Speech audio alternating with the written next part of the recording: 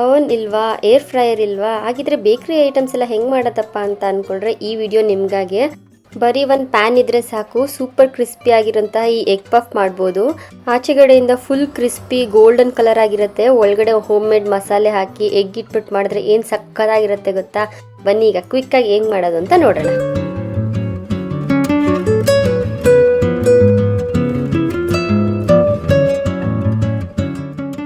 ಈ egg puff ಮಾಡೋದಕ್ಕೆ ಮೊದಲಿಗೆ ಒಂದು ಹಿಟ್ಟು ರೆಡಿ ಮಾಡಿ ಇಟ್ಕೊಂಡಿರೋಣ.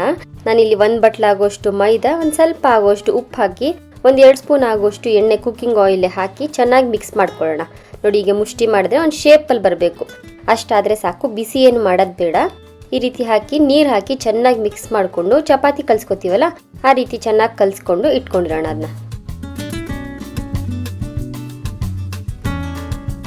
ನೋಡಿ, ಈಗ ಕರೆಕ್ಟಾಗಿ ಆಗಿದೆ. ಇದೊಂದು ಅರ್ಧ ಗಂಟೆ ಆದರೂ ನೆನೆಯಕ್ಕೆ ಇಟ್ಟಿರೋಣ. ನಾನಿಲ್ಲಿ ಒಂದು 6 ರಿಂದ 7 ಆಗೋಷ್ಟು ಮೊಟ್ಟೆನ ಬೇಯಿಸಿಟ್ಕೊಂಡಿದ್ದೀನಿ.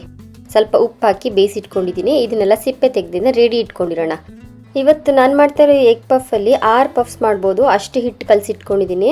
1 ಪಫ್ ಮಾಡೋವಾಗ ಅರ್ಧ ಎಗ್ ಹಾಕೋತಾ ಇದ್ದೀನಿ. ನೋಡಿ, ಈ ರೀತಿ ರೆಡಿ ಇಟ್ಕೊಂಡಿರೋಣ. ಇದಕ್ಕೊಂದು ಮಸಾಲೆ ರೆಡಿ ಮಾಡ್ಕೋಬೇಕೀಗ. ಒಂದು ಚಿಕ್ಕ ಪ್ಯಾನ್ ಕಾಯಕ್ಕೆ ಇಟ್ಟಿದ್ದೀನಿ. ಅದಕ್ಕೊಂದು 2 ಸ್ಪೂನ್ ಎಣ್ಣೆ ಹಾಕೋಣ. ಎಣ್ಣೆ ಕಾದ ನಂತರ ಅದಕ್ಕೊಂದು ಸ್ವಲ್ಪ ಆಗೋಷ್ಟು ಜೀರಿಗೆ ಮತ್ತು ಸಣ್ಣಕ್ಕೆ ಉದ್ದಕ್ಕೆ ಹೆಚ್ಚಿಟ್ಟಿರೋಂಥ ಈರುಳ್ಳಿ ಒಂದು ಪೂರ್ತಿ ಹಾಕ್ಕೊಂಡಿದ್ದೀನಿ. ಅದೆಲ್ಲ ಸ್ವಲ್ಪ ಚೆನ್ನಾಗಿ ಸಾಫ್ಟ್ ಆಗಬೇಕು, ಗೋಲ್ಡನ್ ಕಲರ್ ಬರೋ ಥರ, ತುಂಬ ಸೀದೋಗಬಾರ್ದು. ಈ ರೀತಿ ಚೆನ್ನಾಗಿ ಫ್ರೈ ಆಗಿರಲಿ. ಇದಕ್ಕೆ ಈಗ 1 ಟೊಮೆಟೊ ಹಣ್ಣು, ಅದನ್ನು ಕೂಡ ಉದ್ದುದ್ದಕ್ಕೆ ಹೆಚ್ಚಿಟ್ಕೊಂಡಿದ್ದೀನಿ, ಸ್ವಲ್ಪ ಸಣ್ಣಗಿದೆ. ಇದನ್ನೆಲ್ಲ ಹಾಕಿ ಚೆನ್ನಾಗಿ ಮಿಕ್ಸ್ ಮಾಡ್ಕೊಳ್ಳೋಣ. ಟೊಮೆಟೊ ಎಲ್ಲ ಸ್ವಲ್ಪ ಸಾಫ್ಟ್ ಆಗಲಿ. ಈಗ ರುಚಿಗೆ ತಕ್ಕಷ್ಟು ಉಪ್ಪು, ಒಂದು 1/4 ಸ್ಪೂನ್ ಆಗುವಷ್ಟು ಅರಿಶಿಣದ ಪುಡಿ, ಒಂದು ಅರ್ಧ ಸ್ಪೂನ್ ಅಚ್ಕಾರದ ಪುಡಿ ಮತ್ತು ಒಂದು ಅರ್ಧ ಸ್ಪೂನ್ ಆಗುವಷ್ಟು ಧನಿಯಾ ಪುಡಿ, ಇದೆಲ್ಲ ಹಾಕಿ ಚೆನ್ನಾಗಿ ಮಿಕ್ಸ್ ಮಾಡ್ಕೊಳ್ಳೋಣ. ನೋಡಿ, ಈಗ ಪರ್ಫೆಕ್ಟಾಗಿ ಆಗಿದೆ. ಇದಕ್ಕೊಂದು ಸ್ವಲ್ಪ ಕೊತ್ತಂಬರಿ ಸೊಪ್ಪು ಹಾಕಿ ಅದನ್ನ ಚೆನ್ನಾಗಿ ಮಿಕ್ಸ್ ಮಾಡಿಬಿಟ್ಟು ತಣ್ಣಗಾಗಕ್ಕೆ ಇಡೋಣ. ರೆಡಿ ಇಟ್ಕೊಂಡಿರೋ ಮಸಾಲೆ ತಣ್ಣಗಾಗಲಿ. ಅಷ್ಟರಲ್ಲಿ ನಾವು ಕಲಸಿಟ್ಕೊಂಡಿದ್ದೀವಲ್ಲ ಮೈದಾ ಹಿಟ್ಟು, ಅದನ್ನೆಲ್ಲ ಲೇಯರ್ ಆಗಿ ಮಾಡಿ ರೆಡಿ ಇಟ್ಕೊಂಡಿರೋಣ. ನಾನು ತೊಗೊಂಡಿರೋ ಪೂರ್ತಿ ಹಿಟ್ಟಲ್ಲಿ ಒಂದು 5 ಉಂಡೆಗಳಾಗಿ ಮಾಡಿ ಎತ್ತಿಟ್ಕೊಂಡಿದ್ದೀನಿ. ಒಂದು ಚಿಕ್ಕದಾಗಿದೆ, ಮೀಡಿಯಮ್ ಸೈಜಲ್ಲಿದೆ. ನಿಮ್ಗೆ ಎಷ್ಟು ಲೇಯರ್ಸ್ ಬೇಕೋ ಅಷ್ಟು ಈ ರೀತಿ ಉಂಡೆ ಮಾಡಿ ಇಟ್ಕೊಬೋದು. ನಾನಿಲ್ಲೊಂದು 5 ಮಾಡಿ ಇಟ್ಕೊಂಡಿದ್ದೀನಿ. ಈಗ ಮಾಡಿಟ್ಕೊಂಡಿರೋ ಚಿಕ್ಕ ಉಂಡೆನೆಲ್ಲ ಚಪಾತಿ ರೀತಿ ಲಟ್ಟಿಸ್ಕೊಳ್ಳೋಣ. ಎಷ್ಟು ತೆಳ್ಳಗಾಗುತ್ತೋ ಆ ರೀತಿ ನೀಟಾಗಿ ಲಟ್ಟಿಸ್ಕೊಂಡು ಎಲ್ಲನೂ ರೆಡಿ ಇಟ್ಕೊಂಡಿರಿ. ಈಗೆಲ್ಲ ಚಪಾತಿನೂ ರೆಡಿ ಇದೆ. ಇದ್ರ ಮಧ್ಯೆ ನಾವೀಗ ಲೇಯರ್ ಆಗಿ ಅಪ್ಲೈ ಮಾಡಬೇಕಲ್ವ, ಸ್ವಲ್ಪ ಕ್ರಿಸ್ಪಿಯಾಗಿ ಬರೋದಕ್ಕೋಸ್ಕರ ಒಂದು 2 ಸ್ಪೂನ್ ಆಗೋಷ್ಟು ಕಾರ್ನ್ಫ್ಲೋರು ಮತ್ತೊಂದು 2-3 ಸ್ಪೂನ್ ಆಗೋಷ್ಟು ಎಣ್ಣೆ ಹಾಕಿ ಈ ರೀತಿ ಮಿಕ್ಸ್ ಮಾಡಿ ಎತ್ತಿಟ್ಕೊಂಡಿದ್ದೀನಿ. ನಾವಿವಾಗ ಲಟ್ಟಿಸ್ಕೊಂಡಿರೋ ಮೈದಾ ಶೀಟ್ಸ್ ಇದೆಯಲ್ವಾ, ಒಂದು ಲೇಯರ್ ಶೀಟ್ ಇಡಬೇಕು. ಅದ್ರ ಮೇಲೆ ನಾವು ರೆಡಿ ಮಾಡಿಟ್ಕೊಂಡಿರೋ ಈ ಪೇಸ್ಟ್ ಕೂಡ ಅಪ್ಲೈ ಮಾಡಿ ಈವನಾಗಿ ಸ್ಪ್ರೆಡ್ ಮಾಡಿ. ಹೀಗೆ ಒಂದ್ರ ಮೇಲೆ ಒಂದು ಶೀಟ್ ಇಡ್ತಾ ಎಲ್ಲಾದ್ರ ಮಧ್ಯಾಹ್ನ ಈ ರೀತಿ ಅಪ್ಲೈ ಮಾಡ್ತಾ ಬರಬೇಕು. ಲಾಸ್ಟ್ ಲೇಯರಲ್ಲಿ ಇನ್ನು ಸ್ವಲ್ಪ ಮಿಕ್ಕಿರುತ್ತಲ್ಲ ಈ ಕಾರ್ನ್ಫ್ಲೋರ್ ಪೇಸ್ಟು, ಅದನ್ನೆಲ್ಲ ನೀಟಾಗಿ ಅಪ್ಲೈ ಮಾಡಿ ನಾನು ಇವಾಗ ತೋರಿಸ್ತಾ ಇರೋ ಥರನೇ ಅದನ್ನ ಮಡ್ಚ್ಕೊಳ್ಳೋಣ.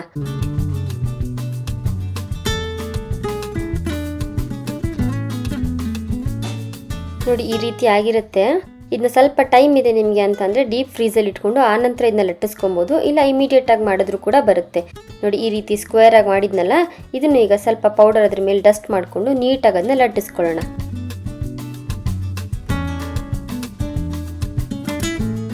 ತುಂಬ ತೆಳ್ಳಗೆ ಪ್ರೆಸ್ ಮಾಡಿ ಲಟ್ಟಿಸ್ಕೊಂಡ್ಬಿಟ್ರೆ ಲೇಯರ್ ಅಷ್ಟಾಗಿ ಕಾಣಿಸಲ್ಲ. ಈ ರೀತಿ ಇಷ್ಟು ದಪ್ಪ ಇದ್ರೆ ಸಾಕು. ಈಗ ಸೈಡಲ್ಲಿ ಬಂದಿರೋ ಎಡ್ಜಸ್ನೆಲ್ಲ ಕಟ್ ಮಾಡಿಕೊಂಡು ಚಿಕ್ಕ ಸ್ಕ್ವೇರ್ ಆಗಿ ಕಟ್ ಮಾಡಿ ಇಟ್ಕೋತಾ ಇದ್ದೀನಿ. ನಿಮಗೆ ಸೈಜ್ ಯಾವ ಸೈಜಲ್ಲಿ ಪಫ್ಸ್ ಬೇಕಲ್ಲ ಆ ಸೈಜಲ್ಲಿ ಕಟ್ ಮಾಡಿಕೊಂಡ್ರೆ ಸಾಕು. ನಾನು ಈ ಥರ ಕ್ಯೂಬ್ಸ್ ಥರ ಬರೋಂಗೆ ಕಟ್ ಮಾಡಿ ಇಟ್ಕೊಂಡಿದ್ದೀನಿ. ಇದಕ್ಕೆ ಈಗ ನಾವು ಆಗಲೇ ರೆಡಿ ಇಟ್ಕೊಂಡಿದ್ದೀವಲ್ಲ ಮಸಾಲೆ, ಆ ಮಸಾಲೆ ಒಂದು ಸ್ಪೂನ್ ಆಗೋಷ್ಟು ಮಸಾಲೆ ಆದರೆ ಸಾಕು. ಮತ್ತು ಅದ್ರ ಮೇಲೆ ಅರ್ಧ ಎಗ್ ಇಟ್ಕೋತಾ ಇದ್ದೀನಿ. ಇದನ್ನು ಈ ರೀತಿ ಎಗ್ ಪಫ್ಸ್ ಎಲ್ಲ ಮಾಡೋ ಥರ ಮಡಿಸ್ತೀವಲ್ಲ, ಈ ರೀತಿ ಮಡ್ಚಿಟ್ಕೋತಾ ಇದ್ದೀನಿ. ಇದೇ ಪ್ರೋಸೆಸ್ ರೆಸಿಪಿನ ಮೈಕ್ರೋವೇವಲ್ಲಿ ಇಟ್ಕೋತೀರಾ ನೀವು ಅಂತಂದರೆ ಪ್ರೀ ಹೀಟ್ ಮಾಡಿ 180 ಡಿಗ್ರಿ ಸೆಲ್ಸಿಯಸ್ಸಲ್ಲಿ 35 ಮಿನಿಟ್ಸ್ ಅದನ್ನ ಬೇಕ್ ಮಾಡಿಕೊಂಡ್ರೆ ಪಕ್ಕಾ ಬರುತ್ತೆ. ಈಗ ನಾನು ಮುಂಚೆ ತೋರಿಸಿದ್ನಲ್ಲ ಎಗ್ ಪಫು, ಆ ರೀತಿನೂ ಮಡ್ಸ್ಕೊಬೋದು. ಇಲ್ಲಾಂದರೆ ನೋಡಿ, ಈ ರೀತಿ ಕೂಡ ಮಡ್ಚ್ಕೊಬೋದು. ಪ್ರೆಸ್ ಮಾಡಿಬಿಡ್ಬಿಡಿ ಜಾಸ್ತಿ. ಅದಕ್ಕೆ ಸುತ್ತ ಸ್ವಲ್ಪ ನೀರು ಅಪ್ಲೈ ಮಾಡಿ ಈ ರೀತಿ ಮಾಡಿಕೊಂಡ್ರೆ ಸಾಕು. ಇಲ್ಲಾಂದರೆ ಈ ರೀತಿ ಫೋರ್ಕಲ್ಲಿ ಅದನ್ನ ಲಾಕ್ ಮಾಡಿಕೊಂಡ್ರು ಕೂಡ ಬರುತ್ತೆ. ನೋಡಿ, ಇಷ್ಟಾಗಿದೆ. ಈಗ ಎಲ್ಲ ಮಾಡಿ ರೆಡಿ ಇಟ್ಕೊಂಡಿದ್ದಾದಮೇಲೆ ಇದನ್ನ ಡೀಪ್ ಫ್ರೈ ಮಾಡ್ಕೋಬೇಕು. ನಾನೀಗ ಮೈಕ್ರೋವೇವಲ್ಲಿ ಮಾಡ್ತಾ ಇಲ್ಲ ಅಲ್ವಾ, ಅದಕ್ಕಾಗಿ ಡೀಪ್ ಫ್ರೈ ಮಾಡ್ಕೋತಾ ಇದ್ದೀನಿ. ಎಣ್ಣೆ ಮಾತ್ರ ತುಂಬ ಕಾದಿರಬಾರ್ದು, ಲೋ ಫ್ಲೇಮಲ್ಲಿ ಇರಬೇಕು. ನೋಡಿ, ಹಾಕಿದ್ಮೇಲೆ ಈ ರೀತಿ ನಿಧಾನಕ್ಕೆ ಬಬಲ್ಸ್ ಬರೋಕ್ಕೆ ಸ್ಟಾರ್ಟ್ ಆಗಬೇಕು. ಹಾಗಿರಬೇಕು. ಹೈ ಫ್ಲೇಮು ಇಲ್ಲ ಮೀಡಿಯಮ್ ಫ್ಲೇಮಲ್ಲಿ ಇಟ್ಕೊಂಡು ಮಾಡಿದ್ರೆ ಅದು ಮೇಲ್ಗಡೆ ಎಲ್ಲ ಬಬಲ್ಸ್ ಥರ ಬಂದ್ಬಿಡುತ್ತೆ. ನಿಮ್ಗೆ ಅಷ್ಟೊಂದು ಕ್ರಿಸ್ಪಿಯಾಗಿ ಕಾಣಿಸೋದಿಲ್ಲ ಪಫ್ಸ್ ಎಲ್ಲ.